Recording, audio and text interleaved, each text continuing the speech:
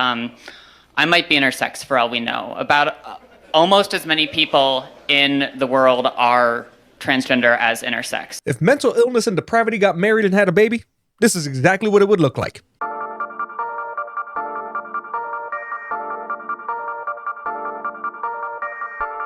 How would you define a woman? Because you've asked other people up here to define how we would define a woman. How would you define a woman, Mr. Walsh?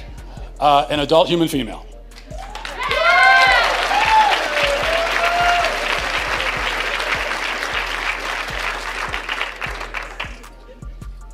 And how don't trans people, how doesn't a transgender woman fit that definition? Female. Because they're not female. They have, you said that you are a biological male, correct?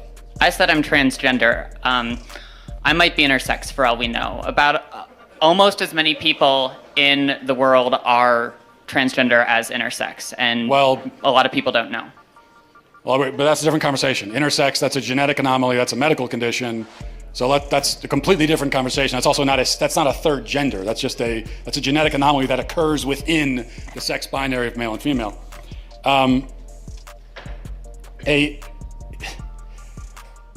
What you're saying is that a quote-unquote trans woman is a female? By the definitions I'm familiar with, yes. So how would you define female?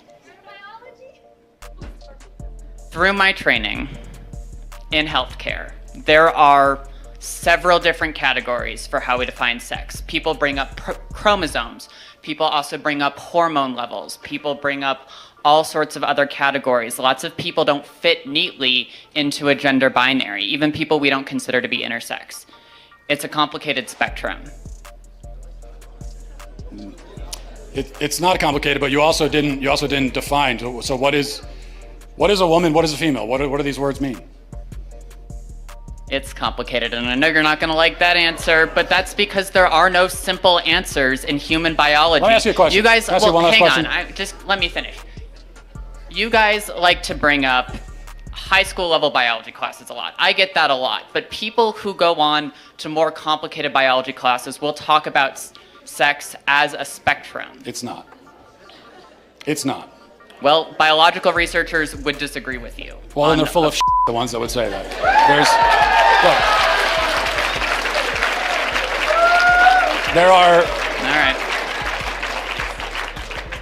There are male gametes and female gametes. Oh, I had one last question. I just have one. I had one quick. Can you come back for 1 second? Because this is an important question. You said you're an EMT. Yes. Okay, if you're responding to a health emergency. Biological male, somebody with a penis, is having a medical emergency, and they say to you, "I think I'm having a miscarriage." Would you check them to see if they're having a miscarriage? Would you consider that a possibility for them?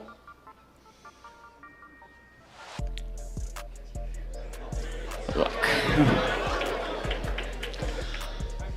No, but that's because some people don't have body parts.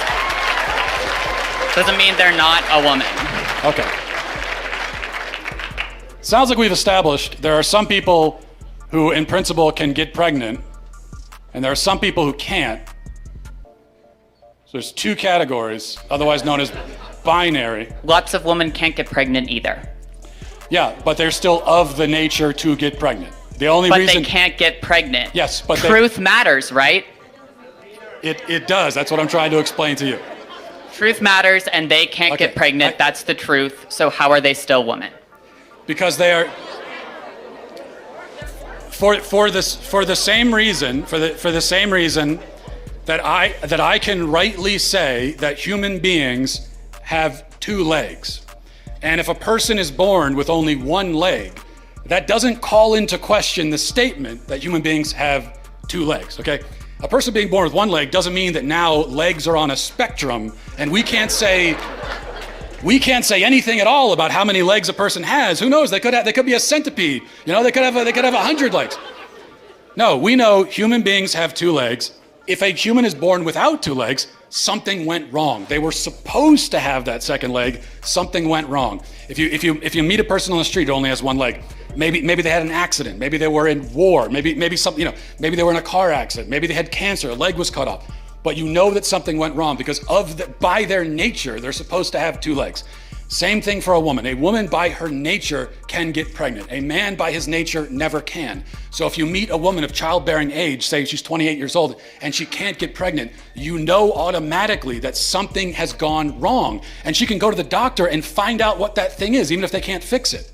So that proves that women by their nature can get pregnant, because the simple fact that she can't shows you that there's something wrong. This is what is known as the exception that proves the rule. Whereas if a male with a penis can't get pregnant, no doctor on earth is going to run tests to see what's wrong with him, because they already know it's that he's a male, and there's only male and female, those who can get pregnant and those who can't.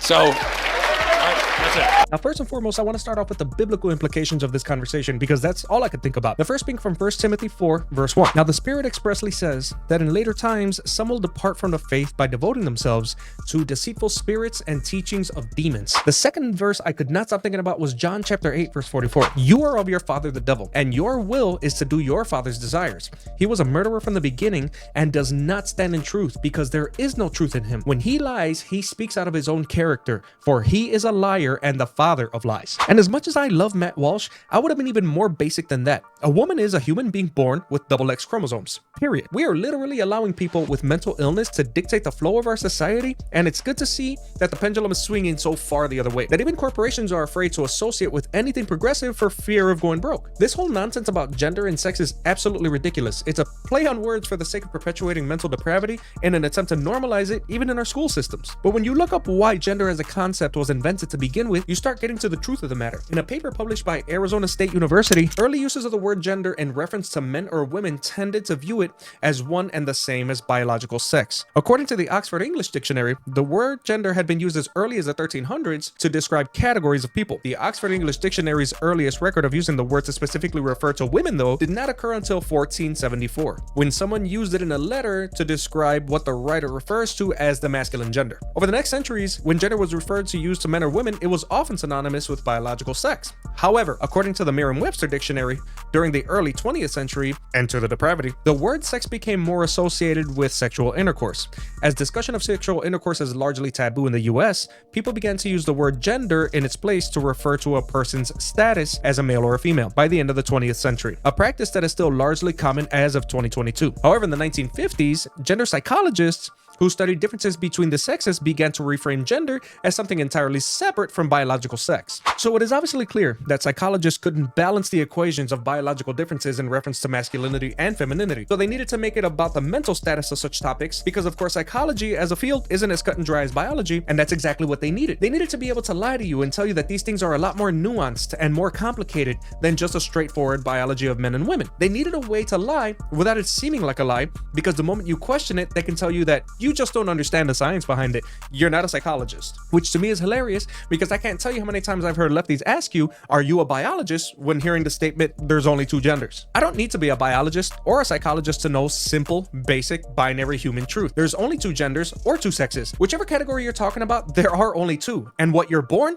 that's what you are. It's the same way I don't need to be an electrical engineer to turn on a light in the living room, or an automotive engineer to drive a car. This attempt at minimizing someone's intelligence in order to push more depravity down society's throat has run its course. And you can tell by how many people are on this platform alone slamming the progressive narrative to the ground where it belongs. But you guys let me know what you think. Type amen in the comment section below, and of course hit that sub button if you want to see more. And if not, leave those comments too. Just keep it respectful. As always, be safe, be good, be blessed. I'll see you when I see you. And remember that tomorrow isn't promised to anybody, so do not put off a relationship with the Messiah.